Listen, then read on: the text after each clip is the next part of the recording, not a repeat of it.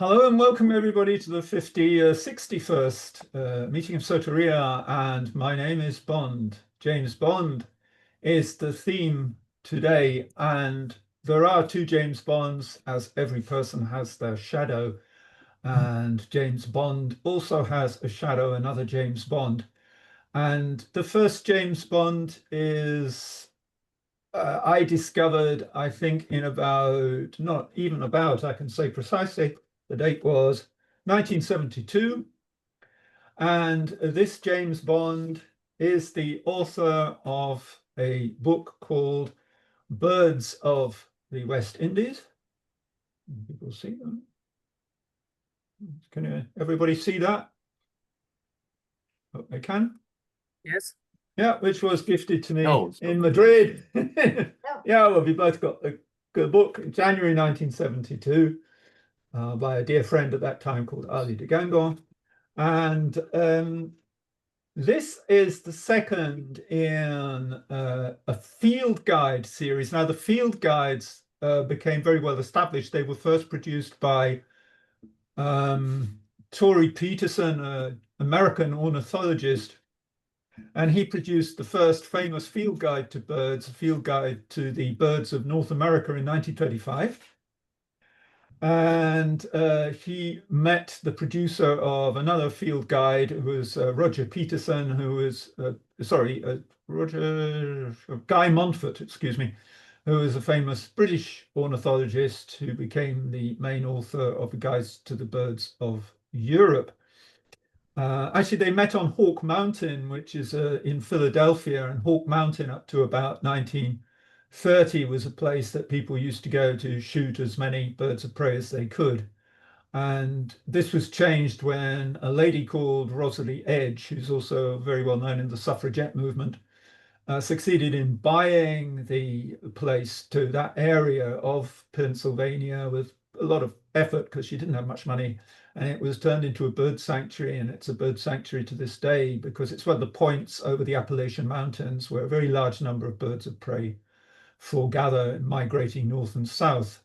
Comparable, but in a much less happy situation to the places where birds of prey migrate over Malta and the Bosphorus, which still remain to this day, particularly Malta, an absolute disaster because the Maltese only understand shooting birds and they actually track them with radar so they can shoot as many as possible when they migrate.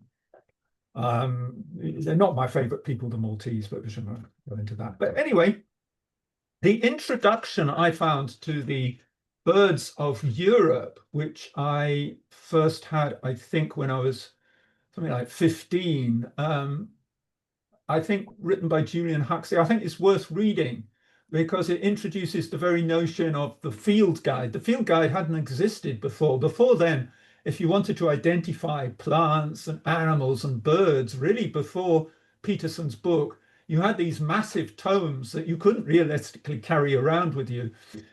I did meet somebody in Africa who was hiking around Africa watching birds, and he had a non-field guide. So he had a rucksack which was so heavy you needed muscles to lift it.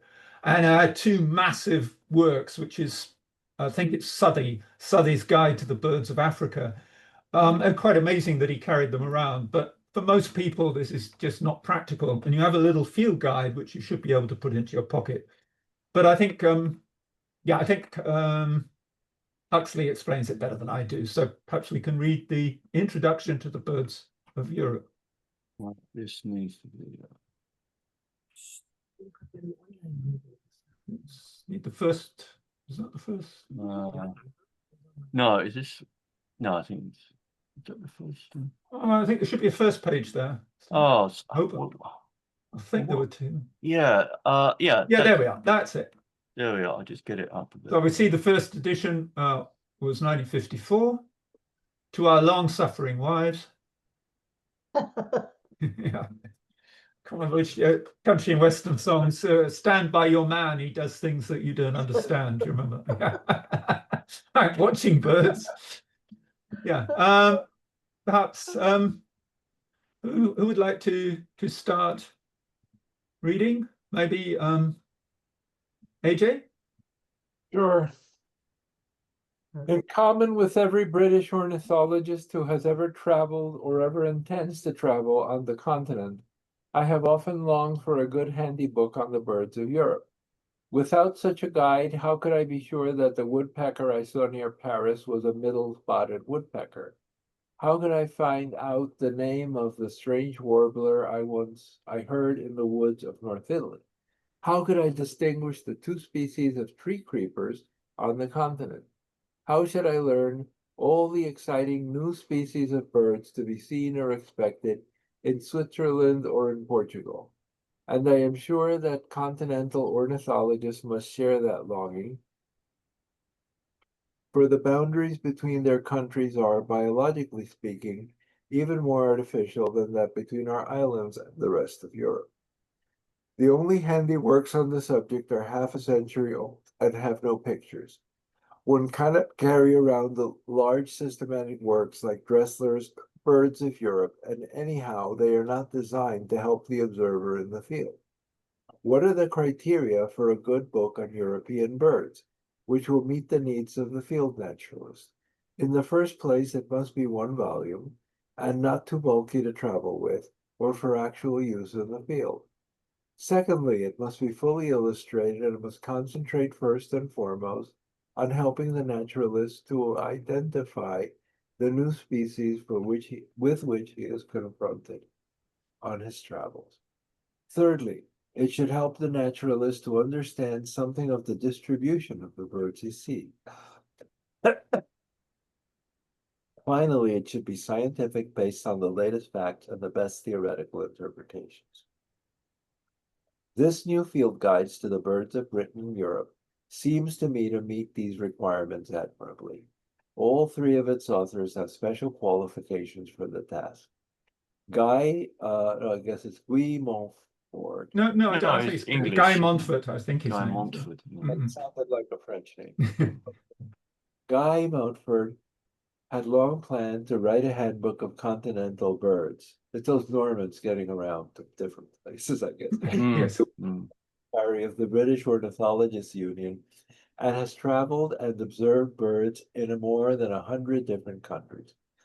For 10 years, he lived on the continent where he made an intensive study of West European birds.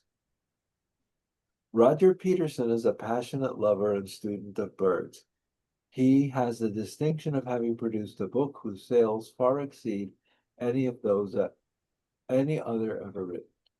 His success has been due to the combination of high artistic skill with personal knowledge of birds in the field. This led to the designing of his particular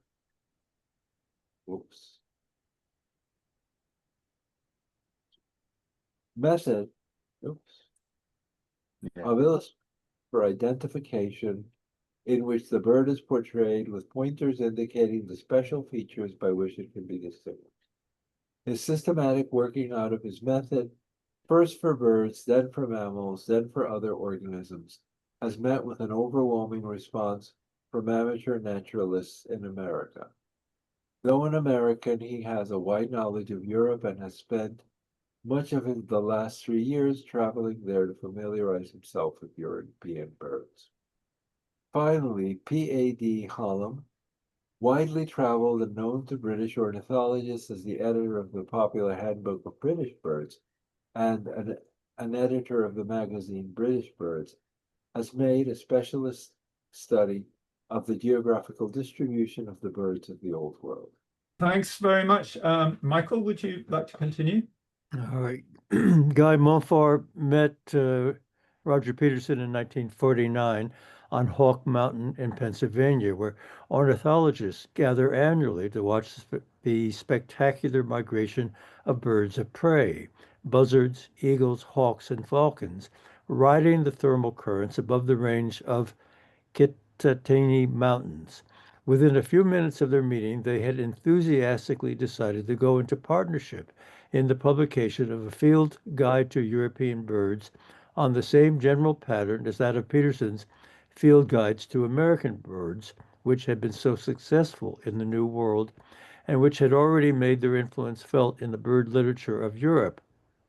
And when it was later discovered that where is it? Holland. Two had been planning a book on European birds. They decided to collaborate. During the next 3 years, the authors traveled all over Europe, from Arctic Lapland to southern Spain, from Britain to Turkey, putting the final touches to their field notes and contacts with foreign ornithologists, and combining through all the relevant literature. Between the three of them, they have seen and watched in their natural habitats all but an insignificant fraction of the 583 species described in this book. Peterson has been primarily responsible for the illustrations and the accompanying caption pages, Montfort for the main descriptive text, and Holm for the maps and notes on distribution. However, the book is not just the sum of three separate contributors, but in all respects, a product of close and critical teamwork. The result seems to me extremely satisfactory. In spite of dealing with 583 distinct species, the book is of manageable size, a field guide to be consulted on the spot. Of these 583 species, it has more than 1,200 illustrations, the majority in color and all drawn on Peterson's system, so as to facilitate quick and accurate identification of birds of either sex and every age. Holm has provided maps of, I think you have to go up, Yeah. maps of breeding and winter distributions of all the species in Europe. It is remarkable that we have had to wait so long for this visual aid to the study of ornithology, and I am sure that this feature will be of the greatest value to all serious students. Finally, Montfort's text conveys the maximum of necessary information in the minimum of space. The common names of the birds are given for the most ornithologically important European languages, and facts are included on voice, behavior, habitats, and nest sites, which may help identification and pave the way for further study, though obviously a pocket-sized field guide cannot be expected to cover all aspects of ornithology. The birds are arranged according to the latest scientific classification, thus indicating their true relationships. And while due recognition has been given to the facts of specific differentiation, emphasis is laid throughout on the species as the primary unit of study. Subspecies, which are recognizable in the field, are briefly listed and described at the end of the account of each species. The publication of this field guide seems to me an event of considerable importance to science as well as to natural history. It will certainly extend the range of interest of ornithologists in this country. It will promote international liaison between the naturalists of Western Europe. It will help to convince them that the study of the natural history of single countries is insufficient and that European ornithology deserves to be pursued in its entirety. It will, I hope, pave the way for a comprehensive handbook of the European birds, which will perform the same sort of service to the European ornithology as the Handbook of British Birds has done for ornithology in these islands. I congratulate authors and publishers alike on their enterprise. Thank you. Thank you. Yeah, I Yeah. don't know what other people think. I think that is in itself an excellent introduction to a book, quite apart from the subject at hand. Now, you might be wondering, what has all this to do with James Bond? Well, the second field guide to birds was, as I've showed you, the field guide to the birds of the West Indies, written by the famous ornithologist James Bond. And James Bond, that is the origin of the name of Ian Fleming's hero. Ian Fleming was himself a keen bird watcher and had a house called Goldeneye in Jamaica, and thought that the name James Bond was sufficiently ordinary, at the same time sufficiently masculine, as he said, and sufficiently English, and he appropriated the name. He took the name without actually telling the ornithologist. There must be some story there. I don't know what's behind it, but he told James Bond's wife, but he didn't tell James Well, Bond. Oh, I maybe mean, you know more about it. no, than I do. she wrote to him. Yeah, she wrote to him, and he To Ian replied. Fleming, you mean? Yeah. Yeah, she wrote to Ian Fleming, and she said Now, what did she say? Yeah, she wrote to him asking why he had brazenly taken the name of a real human being for your rascal. So it was a fairly barbed question. And do you want me to quote from his reply? Yes, absolutely. Yeah, he explained that he was determined that my secret agent should be as anonymous a personality as possible. At this time, one of my Bibles was, and still is, Birds of the West Indies by James Bond. And it struck me that this name, brief, unromantic, and yet very masculine, was just what I needed. And so James Bond II was born.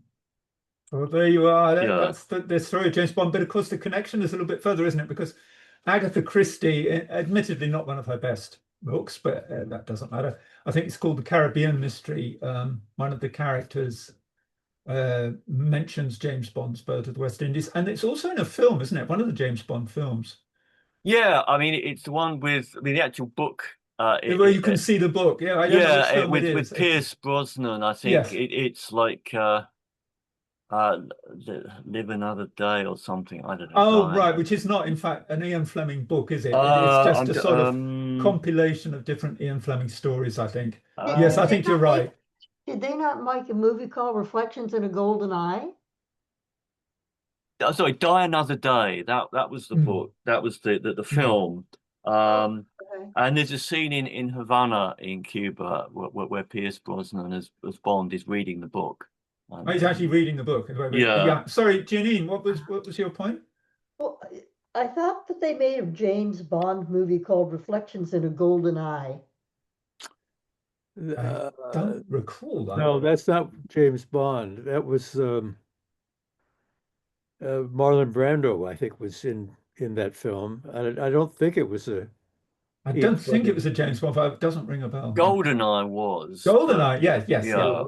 Maybe you're misremembering. Was it not Tina Turner who was singing the song GoldenEye? I don't know, but maybe. Who? Tina Turner who sang this. Probably, Yes, it could be. GoldenEye. Could be. Yes, could be. I'm not really sure. Yes, you might be right. You might be right. I mean, that's a genre for itself, as all the singers who sang for each Did film. the wife of the original James Bond ever reply to Ian Fleming's?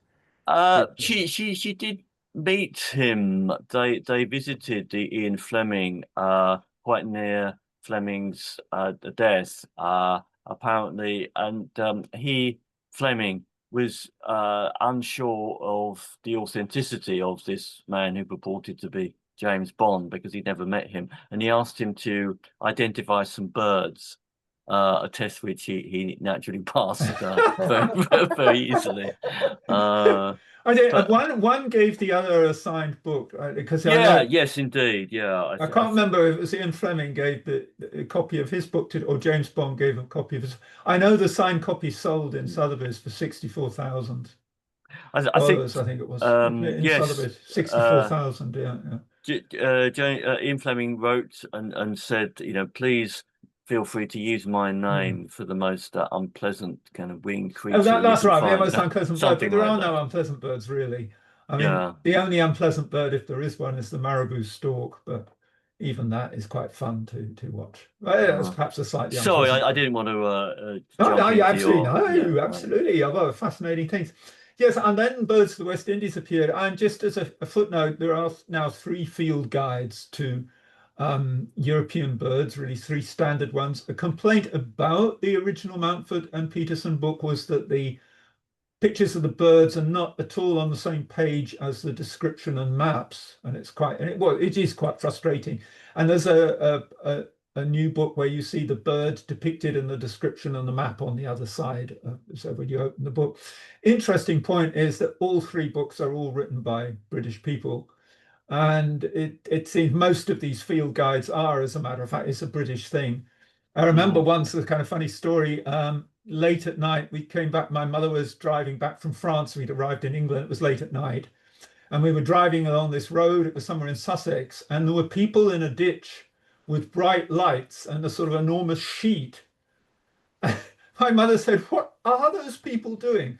And I said, "I think they're catching moths." I said to my mother, "We're back in England," because it is a sort of British thing, this sort of fascination for different species of plants and animals and so on. And yeah, the exception is the Guide to the Mammals of Europe, which is done by a Dutchman called Van den Brink, which is done with the same format. He was inspired by the same format. So, what were you, Michael, regarding James Bond as British, the ornithologist? oh, mean, I see what you mean. The ornithologist.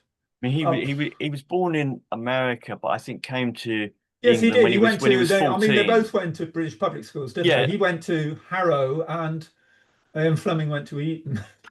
And James Bond went to Cambridge later. Yeah. Yeah. So yeah, I think that's But I don't think that the ornithologist was ever a spy. Although No. who knows? I who mean, knows? maybe he was such a successful spy nobody ever knew. Yeah. I mean, actually, it would be an extremely good cover story, wouldn't it, to be an ornithologist, to be a Well, it's funny you say that. I was bird watching many years ago in Romania when Romania was still behind the Iron Curtain, still communist country under Ceausescu. And I had my binoculars with me, and I was on the Black Sea near Constanța, and suddenly I was surrounded by soldiers. And of course, I don't speak any Romanian, and they weren't too friendly. And I thought this could end very badly for me. You know. I had the same. But fortunately, I had my field guide.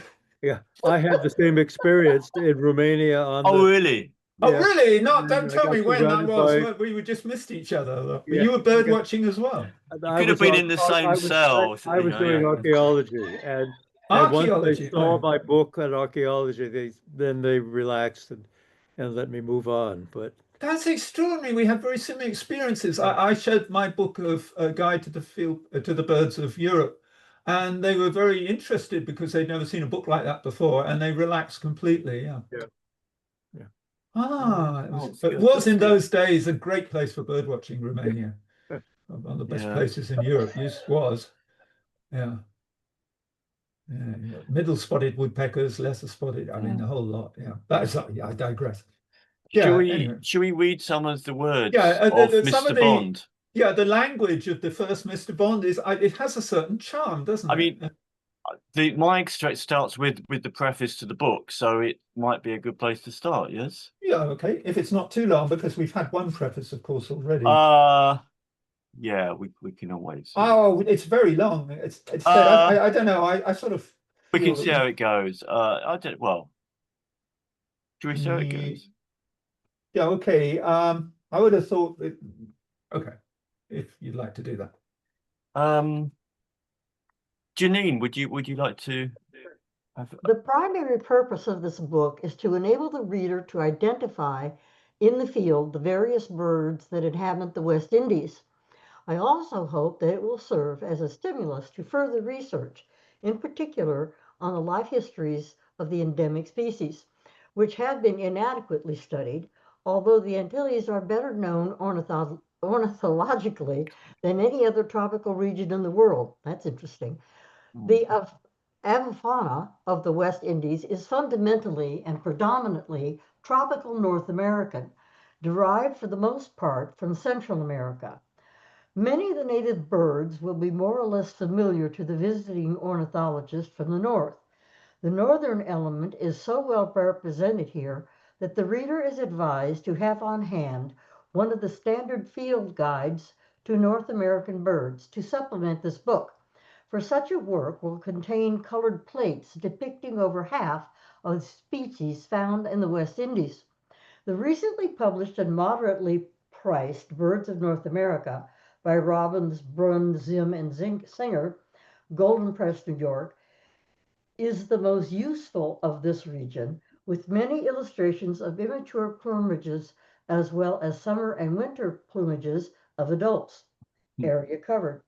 The West Indies are considered to include the Bahama Islands, Greater Antilles, the Cayman and Swan Islands, Old Providence and St. Andrew in the Southwest Caribbean, and the Lesser Antilles south of Barbados and Grenada. See inset map.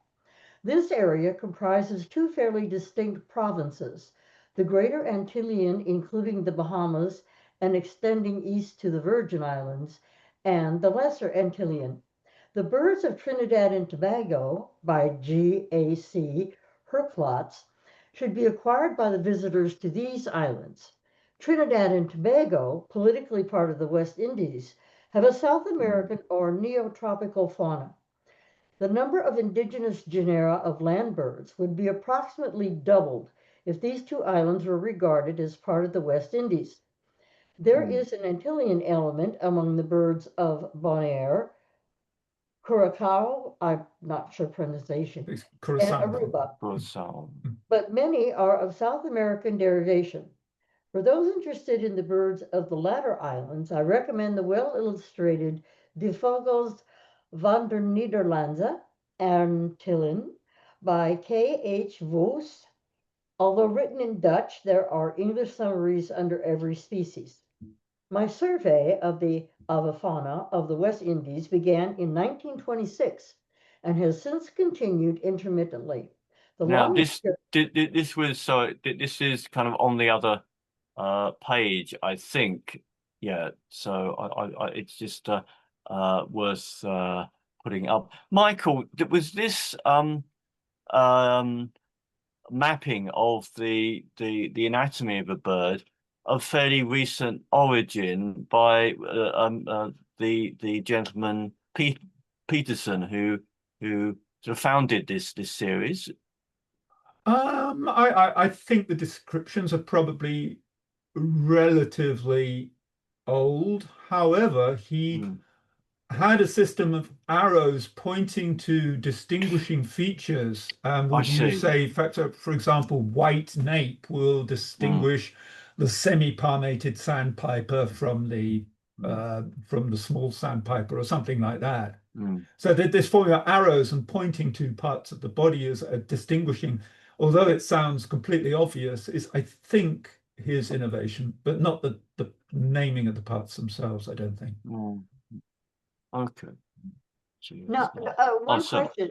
Were the parts of these birds, when you look at them in person or in birdom, do they represent coloration? No, they're an area part of the body, but they very often will represent. I mean, the end of the tail, the rectrices, would be red in the red start and the black red start, for example. And we would sort of cover that area would be red, but they could be any color, or their color could extend. It's just a division of the body to identify to make identification easier. What does Remiges mean?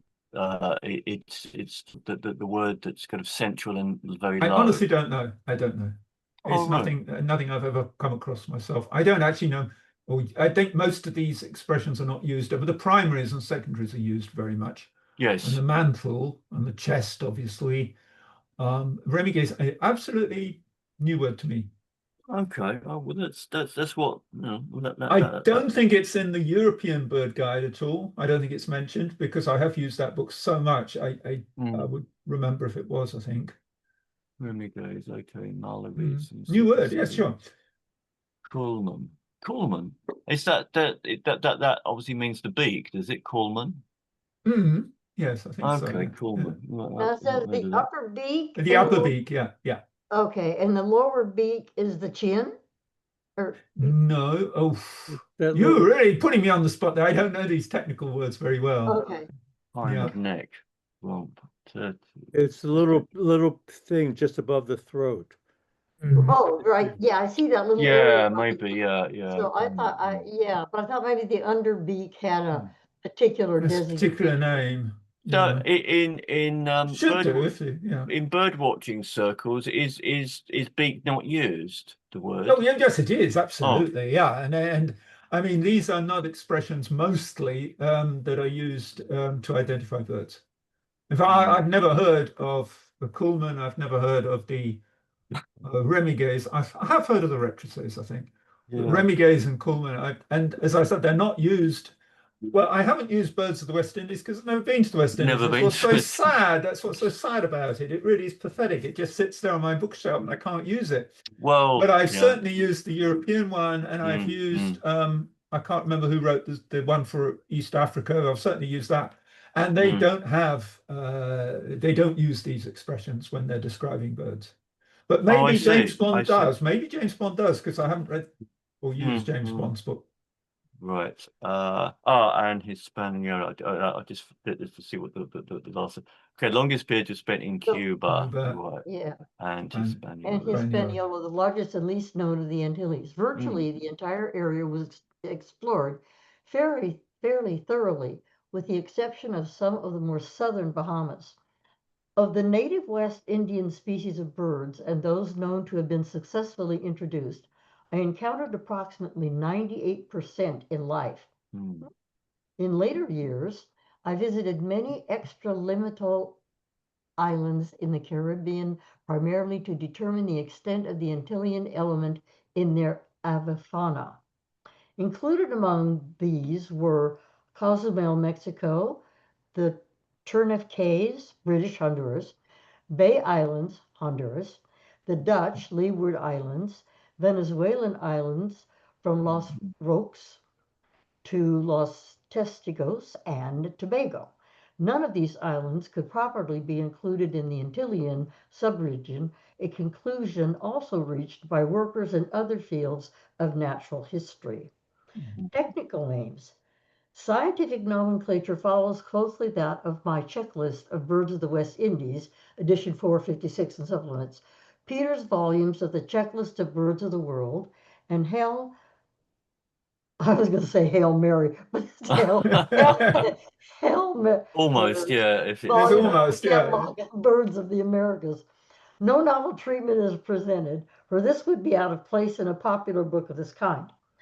Some taxonomists prefer to stress differences rather than similarities between various species or groups of species, and physiological rather than morphological characteristics in their treatment of closely related allopatric insular forms. I This honestly don't know what allopatric, what does that mean? I don't.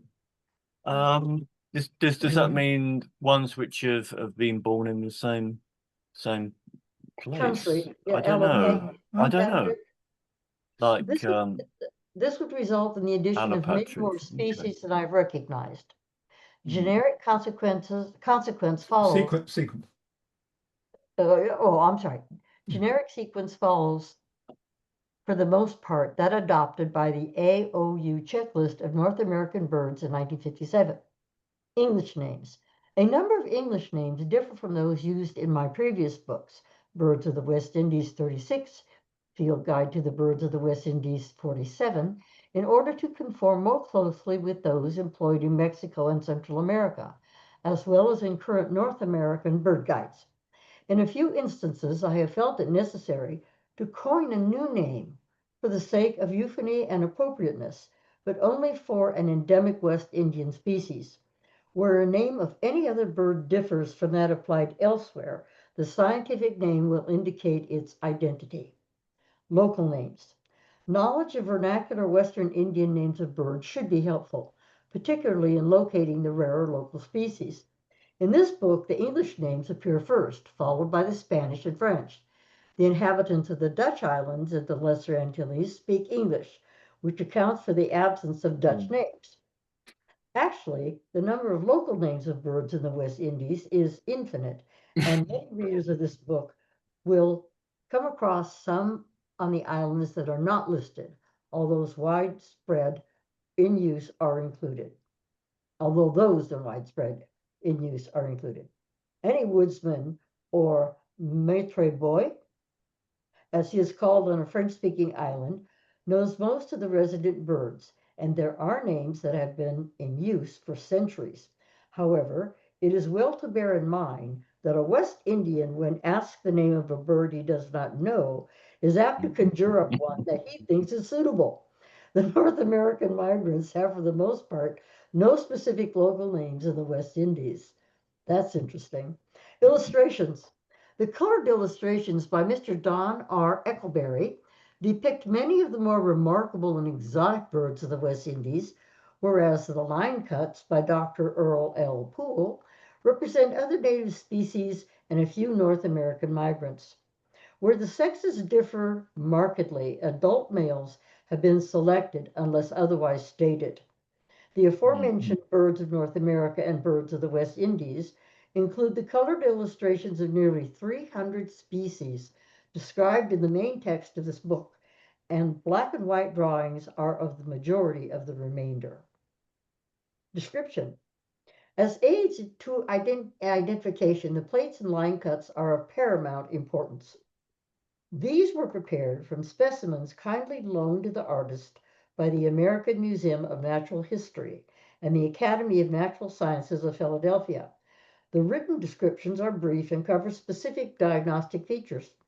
Subspecies are virtually ignored, although striking geographical variations in color and size within a species are of course mentioned.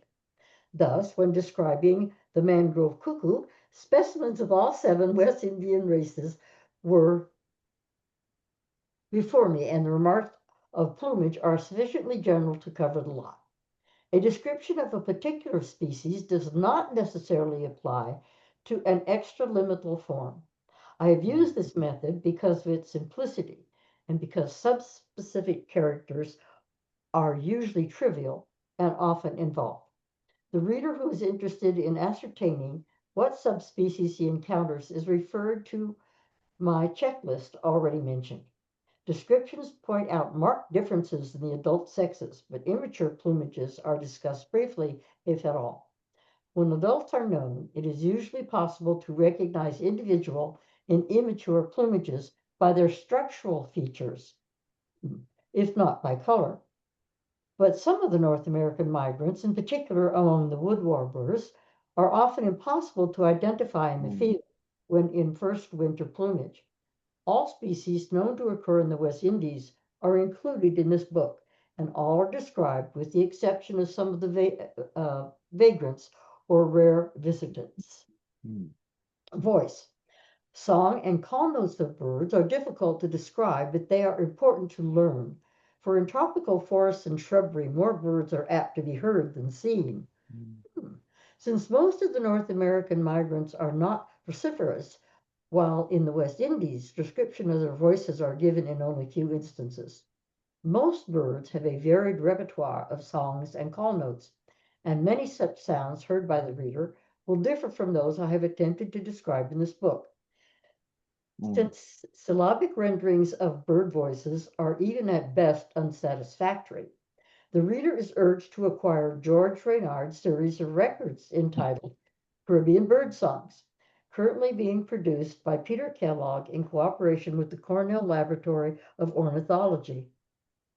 Boy, they're really in depth on this. Habitat. Paragraphs on habitat should be particularly valuable in locating the rare native species.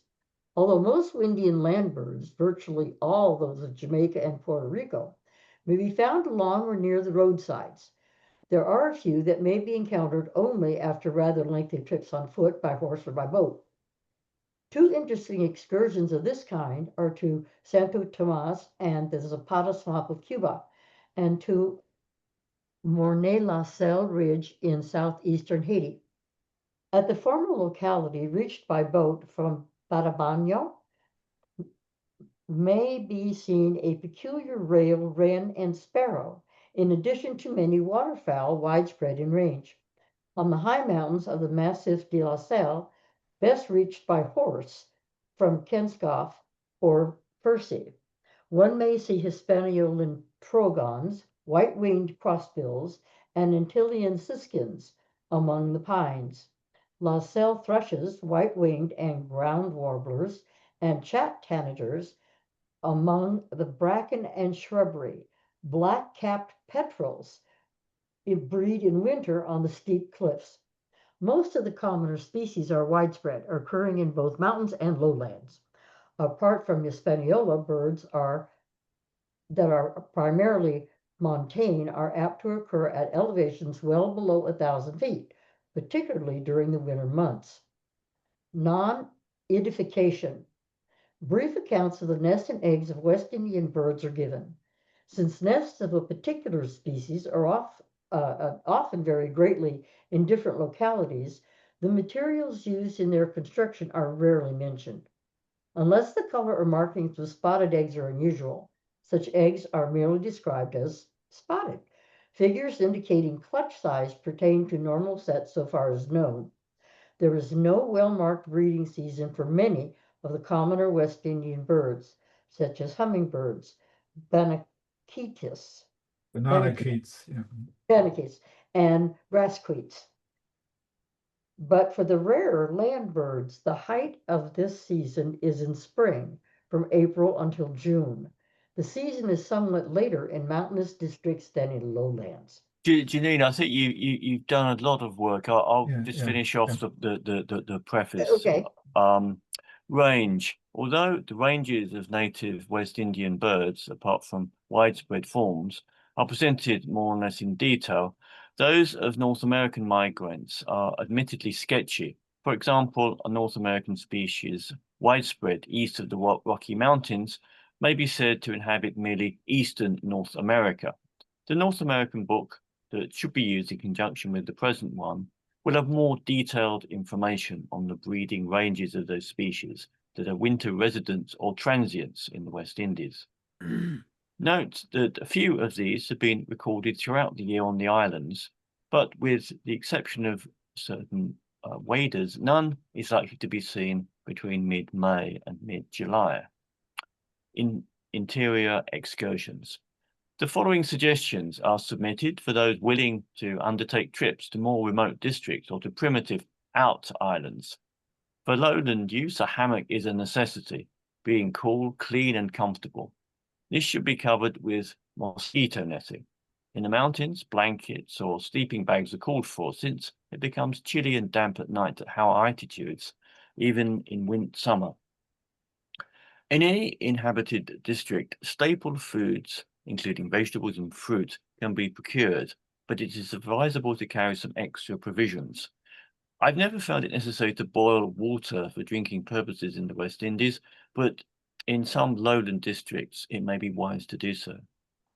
Natives on the island are exceptionally pleasant and hospitable, and one should accept and reciprocate as far as possible the many courtesies that are offered to strangers. Some country people can be helpful in locating rare birds or other animals. Conservation. In conclusion, I wish to stress the fact that a number of West Indian birds are very rare and in danger of extinction. This is particularly true of the Lesser Antilles. A continued open season on pigeons may eventually result in the extermination of the 4 splendid parrots on these islands. For though they are protected by law, I've noticed that most native hunters will shoot any large edible bird or other animal that they encounter. Were it not for the protection afforded by the Luguilo National Forest Preserve in Puerto Rico, the parrot of that island would by now have become extinct.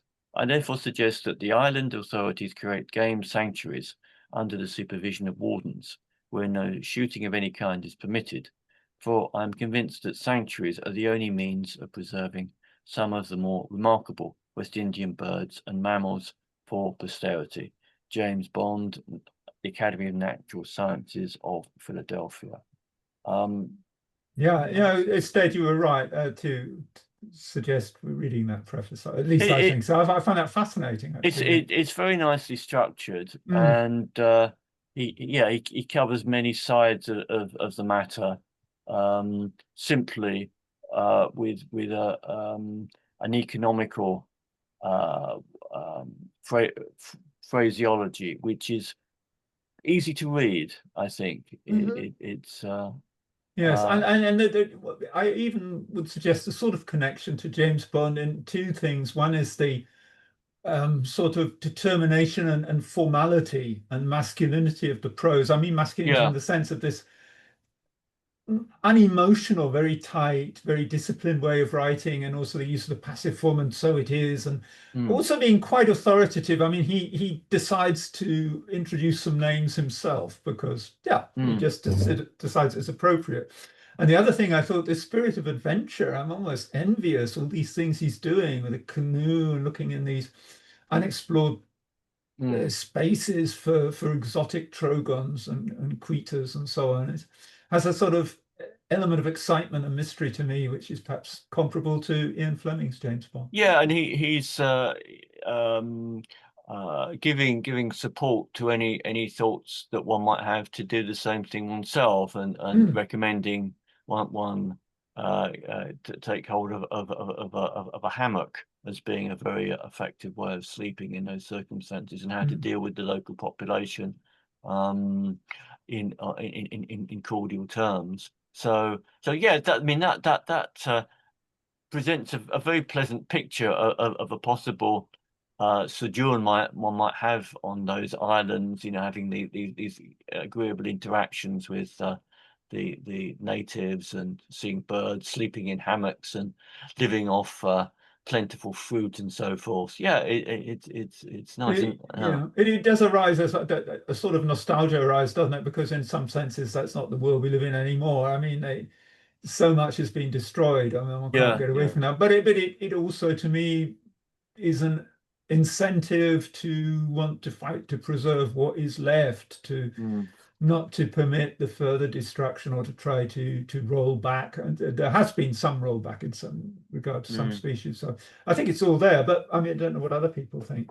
Yes. Other I like the way he organizes the sections, kind of anticipating what kinds of questions people would ask in order to, how do I do this? You know, he seems to have a really good grasp on, you know, I know nothing about bird watching, and yet from reading that, it doesn't seem that difficult a task to do, the way he organizes it. I think I'd be able to do that. Oh yes, I would be able to recognize birds without his book, obviously, but you know, but he writes very academically, but not to the point where it's so dense that you get lost in the detail of it, and yet it's detailed. Yes, I applaud him for that.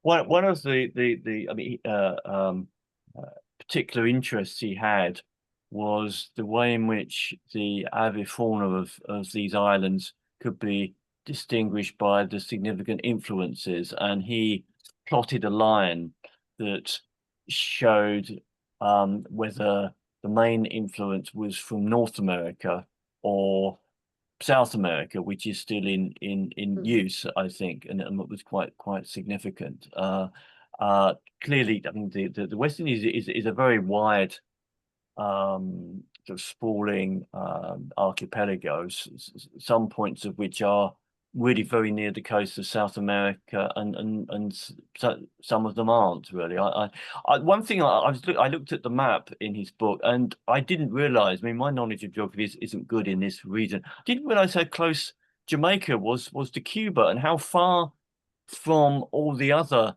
islands that contribute cricketers to the West Indies team. I mean, Jamaica's quite a long way away from Trinidad and Tobago. It's a long way. Yeah. I didn't. Yes. You know, I didn't know that. Hey, AJ, have you any thoughts? I mean, you know, must have memories of Cuba, and so would have seen some of the birds that appear in the book.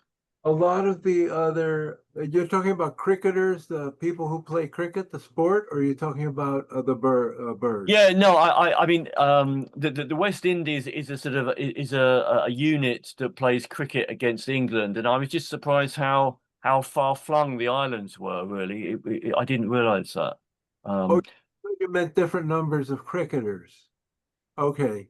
Yeah, I mean, I didn't know Jamaica was very near to Cuba. I didn't know that actually. But, well, here is my answer, unless I misunderstood your question.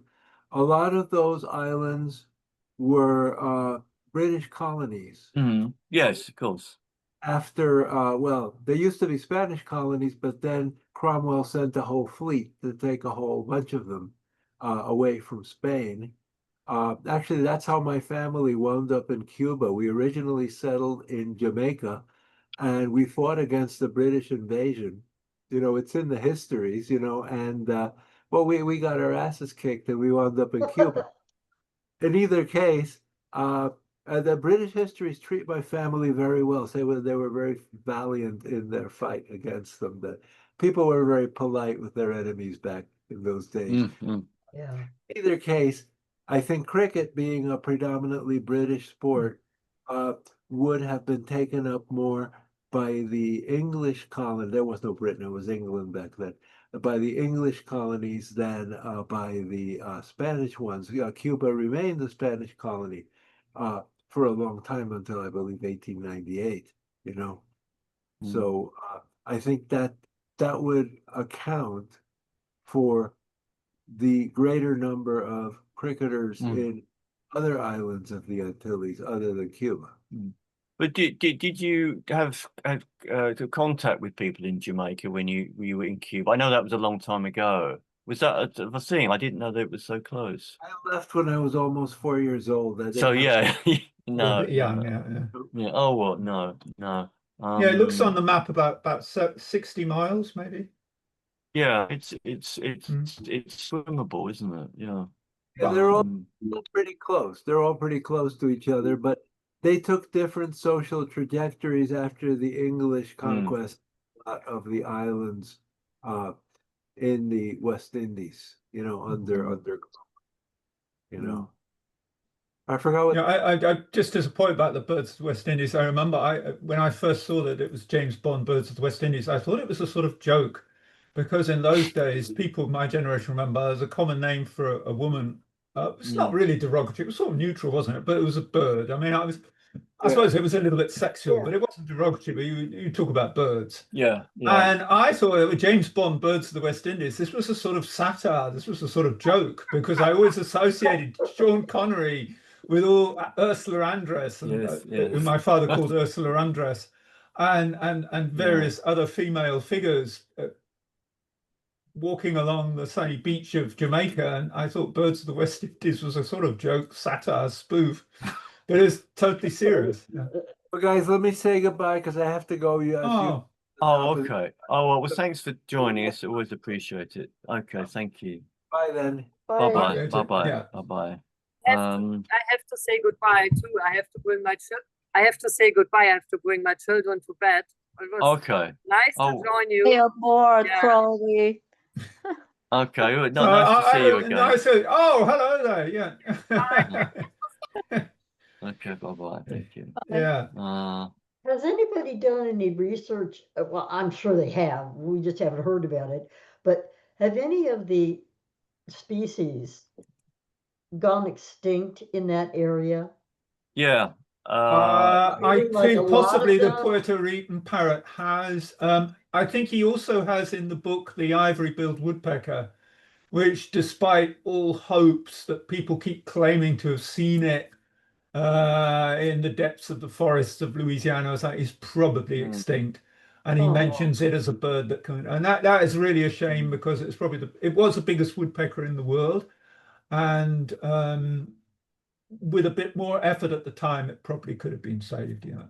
But I mean, people still are optimistic, you know. Hope does. They say there's a report about every 3 years that somebody's seen an ivory-billed woodpecker, and there's usually a sort of grainy photograph.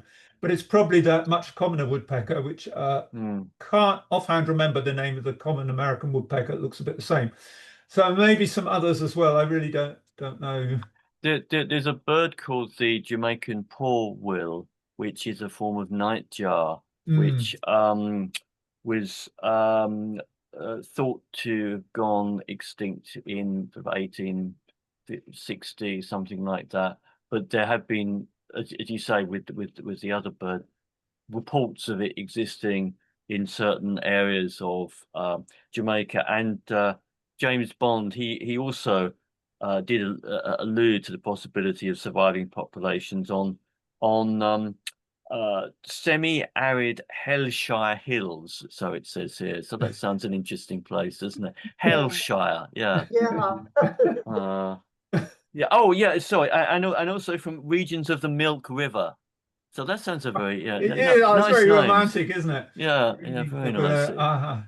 Who knows? We might get there, yeah, in our dotage. Yeah, You well, I mean, never the know. nightjar, that's a really sad one. You said, if you in literature, it seems to have been quite common in Britain, and almost nobody hears the nightjar in Britain these days. It's mentioned in Fern Hill, isn't it? The nightjar's bearing the ricks away or something. Yeah. Extraordinary sound. I don't know how many people have heard a nightjar because it's quite a. Have you?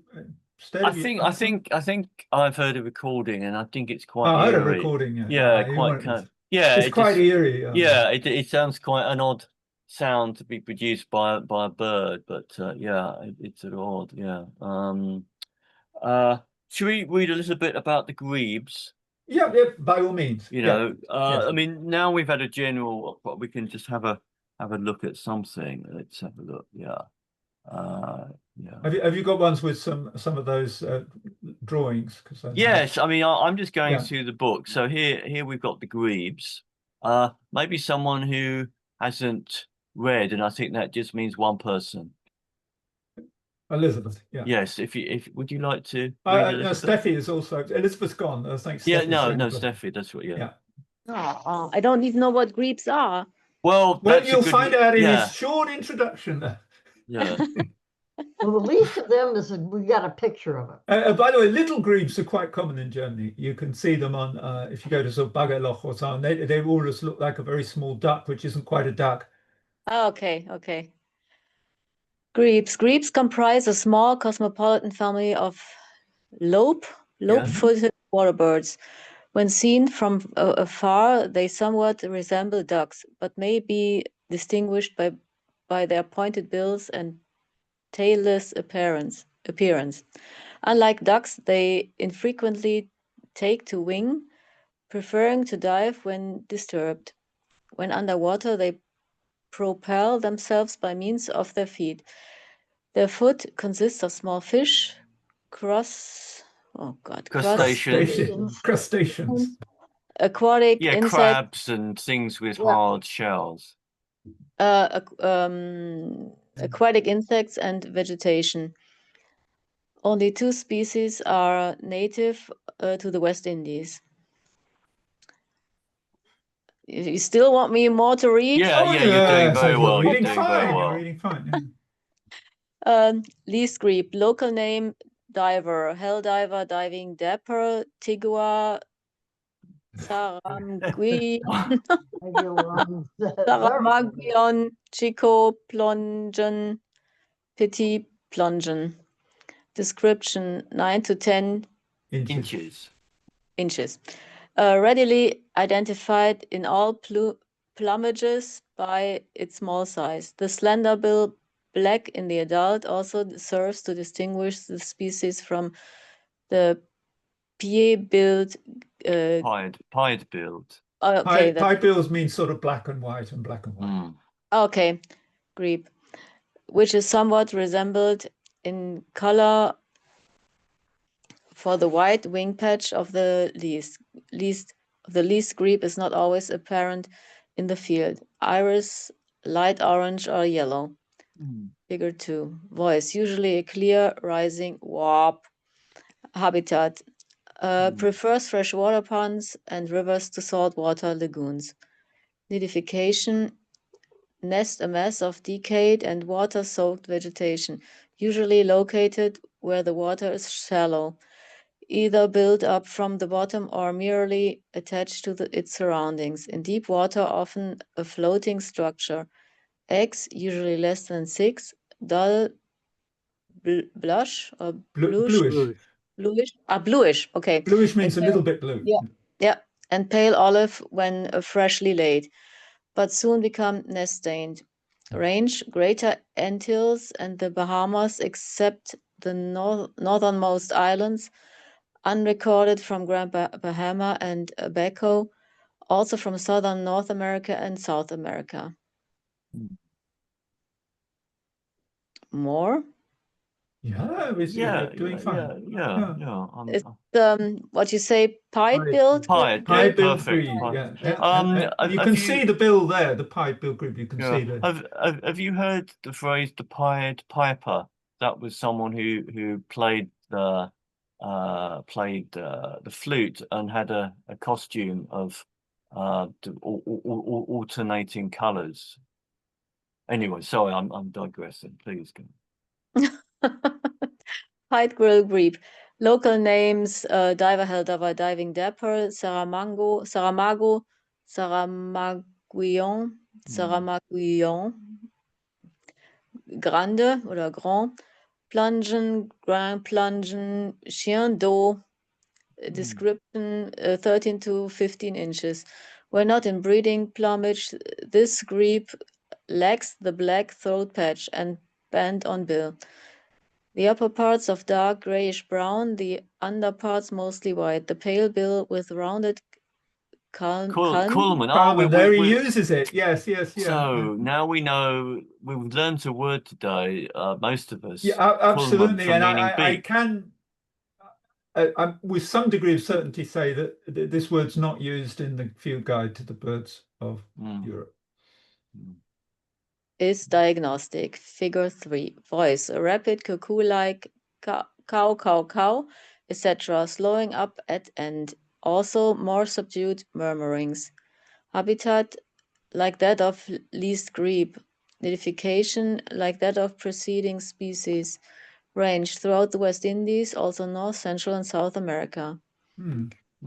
It's quite interesting to see that there are only 2 species of grebe in the whole of the West Indies, whereas Europe has, well, 4 at least. And you can see all 4 in Germany or Britain. 2 very common ones is the little grebe and the great crested grebe. And the 2 less common ones, the black-throated and the red-throated, I think. Which I haven't seen. Michael, do you think it's quite characteristic of them that the shape of their throat and the head and the inclination of it, or not? That's not many other birds share that. They're in this a little bit in the same group, more closely related to the coots and moorhens than they are to they're in the sort of gallinule larger family, and they all have that certain characteristic shape of the head and bill, I think.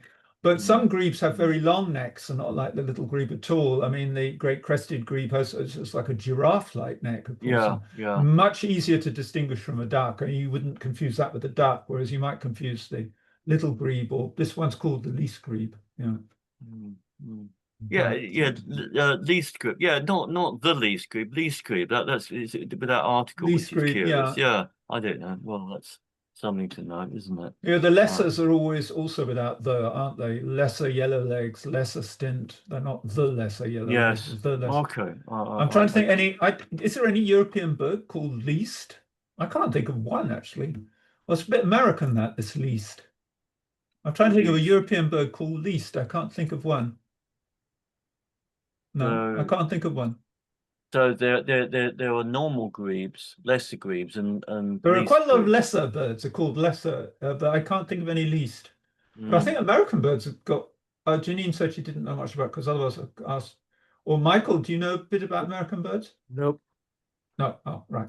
Okay. I just know that our robins are different than the British robins. Oh, absolutely. The American robin is in the thrush family. Yeah. And that was a real giveaway in Mary Poppins, isn't it? When she's supposed to be in London and an American robin appears through the window. Oh, really? That's a good point. But then you could say that's part of her magic, isn't it? Yeah. I remember my mother said when she first went to America, she got in quite an argument because she kept saying those are not robins, and they were saying, yeah, they're robins. She said those are not black, those are not robins. Yeah. Are they not red? Well, they've got a red chest, but they're in the thrush family. They're kind of thrush, and they're much larger. Oh, right. That is interesting. And if you know the song, the Red Robin goes bobbing along. Yes. I wouldn't make sense with our robin because it never goes bobbing along. Yes. I can't remember. Hokey Carmichael, wasn't it? Yeah. The red robin goes bobbing along.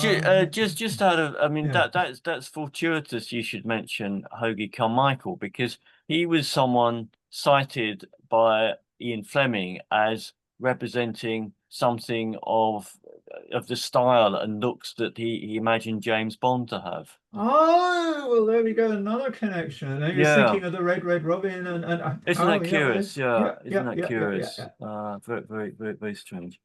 Right, should we? We should continue, but now this is going to depress me. Shearwaters and petrels, for the simple fact that I have never seen, for sure, a shearwater or a petrel in my life. Do you want to no, lugubriously no, read it? It's all right, but it's just, you know, it's birds that I would hope to see before I die. Well, in that sense, I think you should read it then. Yeah. Them. I mean, you know, I know they're not that common, but not to have seen one, and I go around watching birds, but yeah. But I'll tell you a funny story, very, very short, about watching birds, which may sort of have a kind of lesson to it. I spent days in the south of France trying to see Egyptian vultures. And I went up to quite wild places and so on, because you're supposed to be able to see them, or you could in those days, in the south of France. And I gave up. I never saw them. And I visited a friend, and she had a swimming pool. And it's actually pretty well in a city. And I was lying on the mattress in the city, and 4 Egyptian vultures flew over the swimming pool as I was lying there. Wow. Having explored all kinds of wild parts of France looking for this bird. I mean, that really should be put into a short story, shouldn't it? Should a little bit. You're quite right. Yeah. And it's very, very visually striking. Oh, that's nice. Yeah, well, I think you should read this after that introduction, because maybe reading it will somehow make it come to pass. Ah, well, isn't that nice of you? Yeah, okay. Shearwaters and petrels, Procellariidae. Petrels and shearwaters are essentially oceanic, passing all their time at sea, except during the breeding season. Even when nesting, they are not likely to be seen near land by day, although at night their peculiar wailing cries may be heard in the vicinity of their burrows. Their food consists mainly of flying fish and squids. Audubon's shearwater, Puffinus herminieri. Local names: Pimlico, Wedrego. Pimlico, although isn't it? Extraordinary, it's named after a tube station. Yeah, but the tube station is ICO, isn't it? Not ECO. I know. But still, yeah, I agree with you. Pimlico, Wedrego, Pampero, Diablotin, Rie, Carhin. Description: 11 to 12 inches. This shearwater is dark brownish black above, the underparts mostly white. Rare dark phase entirely sooty. Flies close to the surface of the sea and frequently glides. Figure 4. It's nice. Habitat: unless pulled out of its nesting burrow, sounds very cruel, unless pulled out of its nesting burrow, not apt to be seen except at sea. Particularly numerous in vicinity of the Grenadines. Nidification: nests in burrows or in rock crevices. 1 white egg is laid, usually in early spring.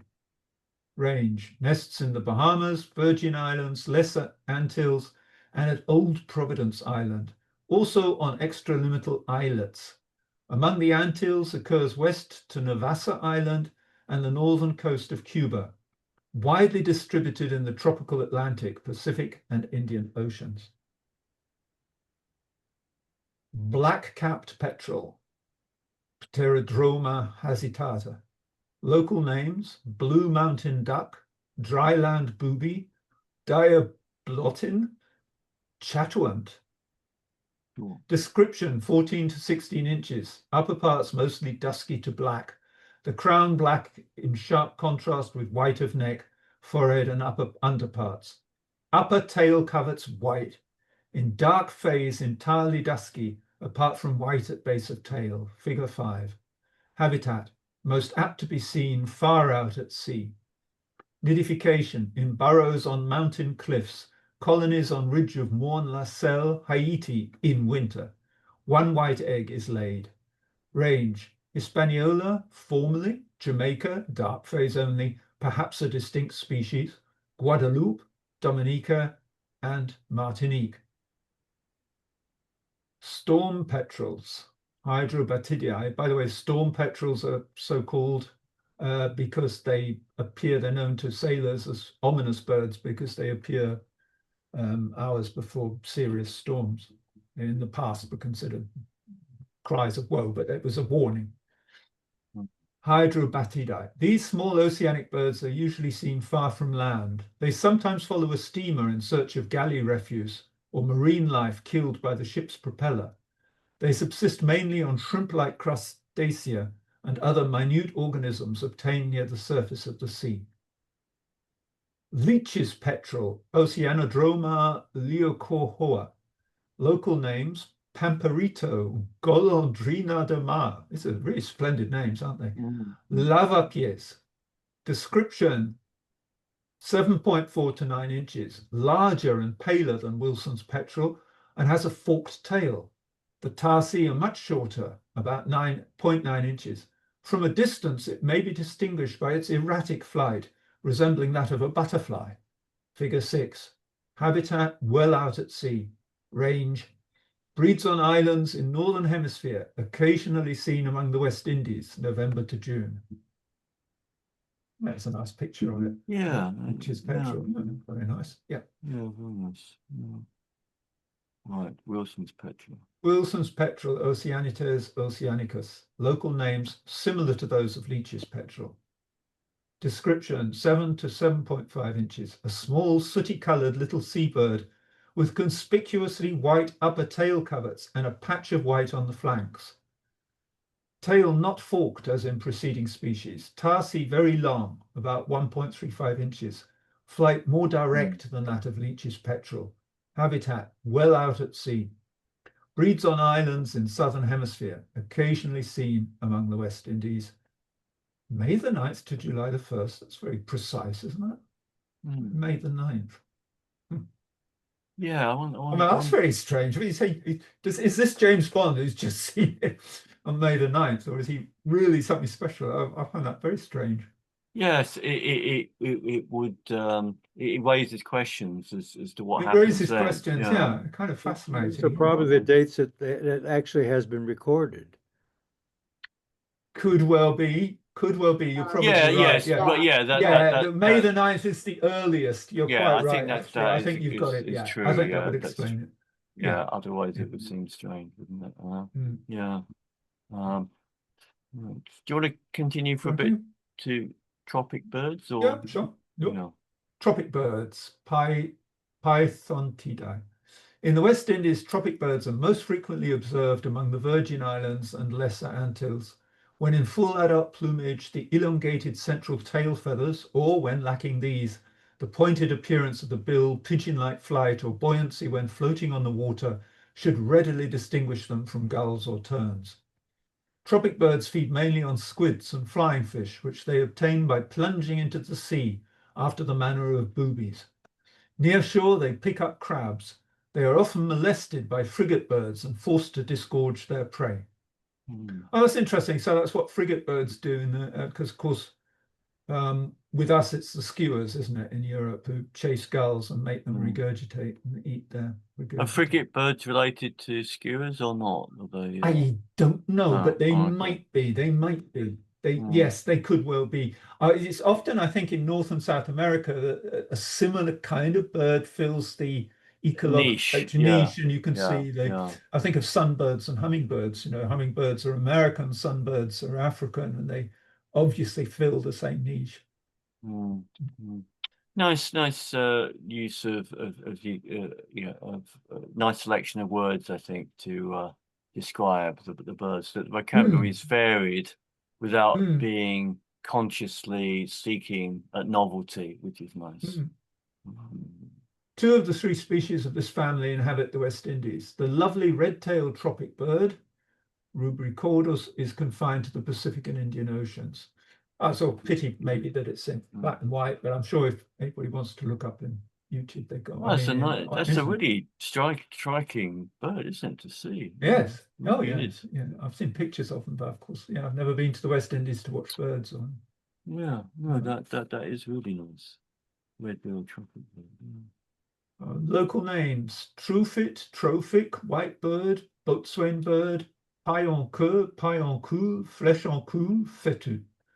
Description: 16 to 32 inches, somewhat stockier than the yellow-billed tropic bird, mainly white, a black streak through eye, upper parts barred with black, In flight shows black band on outer edge of wing, but no black on inner portion of wing. A barred-backed red-billed bird is this species. Figure 7. A shrill turn like creak or keek shows a preference for small islands, most numerous among the southern Lesser Antilles and the Grenadines. The single spotted egg is laid on a ledge of a cliff or cave by the sea. In the West Indies, chiefly confined to the Lesser Antilles and Virgin Islands, also Tobago, rare vagrant elsewhere, a widespread oceanic species. Have I perhaps we've read enough, or I mean, it would be nice just perhaps to just the white-tailed finish. tropic bird to Yeah, make the which comparison. looks looks Phaeton leptorus. Okay. Yeah, I mean, after this we get on to pelicans, which is a sort of significant difference. Yeah. Local names: Chiti churu, trophic, truffid, whitebird, boatswain bird, longtail, contramaestre in Cuba, rabi junco, Cuba, don't know what DR, Chile, I don't know what these DRs and PRs are, Gaviota caracolera, paillonqueux, fléchonqueux, fétu, and siberu. Description: 16 to 32 inches, quite a big bird. Plumage mainly would be white. Puerto Rico, and the DR would be Dominican Republic. Ah, thank you. Yeah, Thank you. yeah, Yes. yes, Oh, very you're good on one. the ball, Michael. Yeah, absolutely. Yeah. Yeah. Plumage mainly white. In flight shows black on outer part of wing and a black band on inner portion of wing. A black streak through the eye. The bill is coral red in the adult, yellow in immature. Young have the upper parts barred with black, but have less black on wing. Figure 8. White-tailed tropic bird. Yeah, it looks a rather majestic creature, doesn't it? It certainly does. Yeah. Yeah, very, very nice. Is there a way, or has anybody done any research on where these birds originated? In other words, I mean, I think he did and thinks that a large number of them come from North America. I think right. But I mean, in terms of going southward, did they originate in Northern Europe? I mean, I mean, how did they get Jay to would America in the first know about place? this. The DNA tracing, like they do with humans, have they done that with birds? Good question. Probably. I would definitely say, looking at sunbirds and hummingbirds, that they must have been all one at the time that the two continents were together, and they evolved separately. It's a very good demonstration of the almost certainty that there was a continental mass, that they came apart, because those birds are similar and yet they are different. And I expect that's probably true of a lot of these birds. So I think they all had a common origin in this continental mass. Well, especially, and then the continental plates came apart and the birds evolved separately. Well, the idea of these two different, or the species of birds that make other birds eat and then make them disengorge. Oh, the skewers and the frigate birds. Yeah, I'm wondering how that evolved in terms of, not all birds do that. That's kind of like a specialty kind of thing. Yes. A way of eating. And I'm wondering if they share a common ancestor way back when, that that adaptation then followed, even if the continents were joined, at some point they would have a common ancestor that found that adaptation for survival. Because it sounds to me like the seabirds have a better chance of surviving than obviously the ones that live around human beings, who like to shoot and eat them and are very skilled, obviously, at bird killing, where other birds may not kill other birds as easily. Do they have cases where those birds that this guy is addressing, do they eat each other? Or, no, they do. They do eat nestlings, though. I mean, skewers are well known for attacking and nests and robbing. And skewers are quite aggressive birds, but I think they're never so common that they really present a problem for populations. Right. Yeah, but how they sort of developed, it's probably a successful way of getting food. I mean, it's like It's kind vultures, of you odd know. to me that that would be, you know, that they didn't have other ways of procuring food unless But I they mean, the ways adapted of for lazy nature or something. are I don't know. wonderful. I mean, have you heard of the honey guide? No. Ah, well, the honey guide has developed, it's an African bird, and its call is known to bears and a number of other and a number of cats. Yeah. And this call leads the animal, the bird, to bees' hives, which the bear or a number of other animals then demolish the hive, and the honey guide feeds on the larvae and the remains. And a honey guide is also known in Africa as a way of finding where you can get to bees and honey, because the honey guide leads you to the beehive, the wild Right. beehive. That's an amazing natural adaptation of. Well, of course, the cuckoo is known to everyone. Must have adopted at some stage. The cuckoo must have decided it was too much hard work to bring up its own young. But how it exactly evolved in that way, I don't know. But I mean, it's extraordinary. I mean, I could go on for hours. I mean, the bumblebee. I mean, I don't know how many people know there is a cuckoo bumblebee. Well, about several species of cuckoo bumblebee, and they imitate the bombus, the bumblebee that they parasitize, and they have no workers. And the queen has to go into the nest, and she can't choose any bumblebee. She has to choose her bumblebee. So Pteris Pohemicus has to choose Bombus. I can't remember which Bombus. Let's say Bombus terrestris, whatever it is, and has to go in, and she has to go in at the right moment, because if she goes in too early, there aren't enough workers to look after her and her brood, because she kills the queen, of course. Right. She's a sort of usurper queen. But if she Right. goes in too late, there are enough bees around that somehow recognize her as alien and they kill her.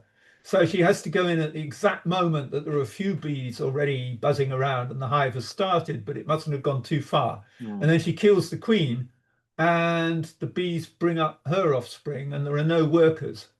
She just produces. Isn't it amazing? And each of these cuckoo bumblebees imitates a specific bumblebee. And they sort of look a bit like that bumblebee. Well, you know, speaking of writing stories, somebody could do a book about these odd stories in nature. I mean, I never ever thought that there would be a bird. I know seagulls will eat anything because being from California, they're all over the place, and they eat anything That's that you correct. throw on the ground that Yeah, could possibly be Yeah. digested. They Yeah. eat, Yeah.